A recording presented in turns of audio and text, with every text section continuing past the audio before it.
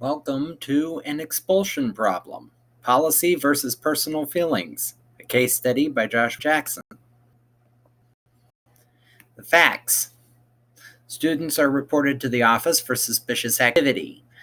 The teacher says that it could potentially be drugs. The students are called in with the school officer present, going on the assumption that there was a drug exchange going on. The honor student is found to have a device, brass knuckles. Board policy states that they have 45 days of expulsion for offense. There's a zero tolerance policy. They end up in a alternative detention school within the district. You have personal misgivings about enforcing the zero tolerance policy where you see the offender could have been coerced. The other individual in question is a 15-year-old, very big, quite muscular and athletic. The individual who is the honor student is a 13-year-old, rather scrawny, plays the trombone, has never been in trouble before in his life. The legal and ethical issues here is the student who said he was coerced, the other student who said he coerced the other student to carry the weapon, lying. In other words, is the 15-year-old who confessed to giving the brass knuckles to him simply to carry, lying about that. The student who had the device has a spotless record, and this could hurt his further chances in school. Okay, obviously, you want to be an advocate for the student. You don't want to cause undue harm. Some concern about the legality of the policy. Parents could challenge it in court. However, I am doubting, since the students are not actually being kicked completely out of school with the first offense, they are simply being moved to a different schooling facility, that would be an issue. The student in question was coerced, then you are playing into the harassment by following the procedure because that was the goal.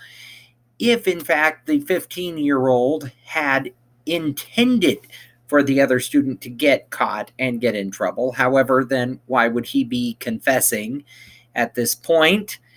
It could be an underhanded, sideways attempt. Who knows? I don't. It depends on if you completely trust all the students involved, which, personally, I don't think that I would. If you don't follow the policy, then you are breaching your own contract. You signed a contract as an administrator saying that you would follow and uphold the policies of the school board and the district, also the state and so forth. You would be breaching your own contract if you decided to go against this policy. So here's the problem. You're caught between your duty as an administrator and your feelings as a student advocate. Facts. The offender, one, is a perpetual bad boy type. He's been in trouble a lot, has a reputation for breaking rules, has been through alternative school for offenses before, have been working with him to try to build a relationship and change his character for the better, and it seems to be working up to this point. In fact, his confession could be seen as a massive improvement because at least he's not denying it. Offender 2 is an honor student, a musician 2 years younger than the other, never been in trouble. Parents are very supportive, small and slight built, stereotype for the kind of person who would be a target for bullies. However, that doesn't necessarily mean that he is, in fact, a target. It just means that he fits the stereotype. More facts. The school. It's an urban environment. The school is city-bound, Southside reference.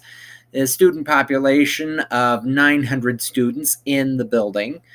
A vast variation of social classes available. No reference to lacking funds. The school police officer, but no reference to video surveillance. I'm assuming that it is in a fairly safe neighborhood with not too many issues being present. The school police officer is probably a district initiative, and there are, in fact, probably worse schools in the district.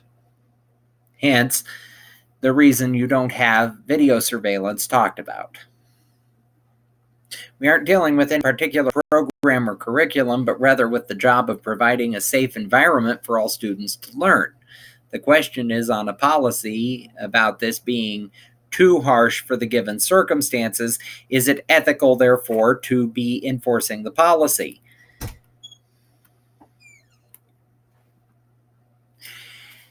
The important information. Students are caught with a weapon. The student with the weapon on them is an honor student with no priors, got handcuffed right there and wasn't released. Other student confessed to the weapon and was arrested as well. Honor student's parent is distraught. Could there be possible legal ramifications? Again, I think probably not.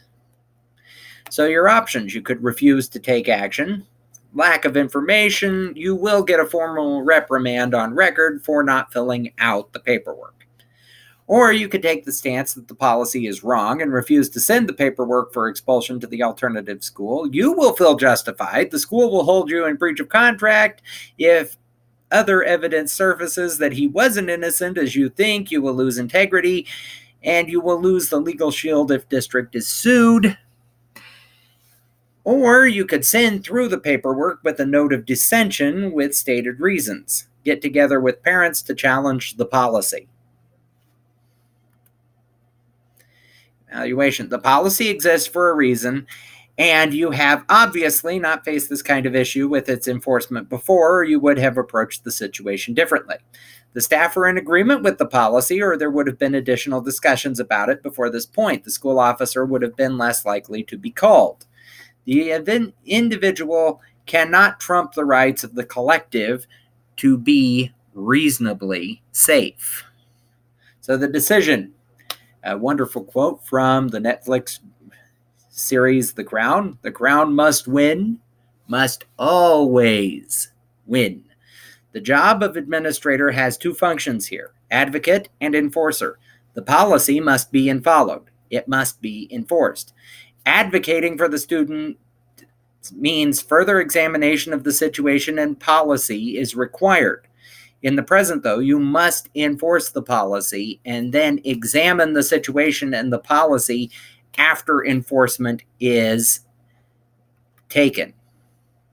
So, follow the policy. Follow up with parents and discuss the issues that may develop as a result. Work to get rid of unintended biases. And equal treatment means just that. And if there are additional issues at school because of it, you could turn it into a learning situation, have them do a student's investigation, prompt constructive conversations in the community. Some final thoughts. In this case, you need to check that there is no bias shown when following through on policy to keep it ethical, such as automatically assuming that the honor student would be innocent. Likewise, assuming that the trouble student would be automatically guilty. Those are unethical decisions. If there hasn't been a breach, then it means the wrong student was charged. To my knowledge, this didn't happen. You have to keep the same standards for everyone equally. That is absolutely essential to keep it ethical and to maintain integrity. When a person on the staff, therefore, steps too close to that line, you need to warn them, stay away from the line. It is far too easy to cross that line and show a bias one way or the other. You cannot show a bias one way or the other. See to it that the policy is fairly and justly enforced. Again, biases play a major part here. Prompt fairness and justice and model it yourself, especially when it is difficult. You might not agree with it personally, but that does not mean that you don't enforce it. Unfortunately, in this case, to maintain your integrity and your ethical standing, you must enforce something even if you disagree with it. All right. Thank you for your time.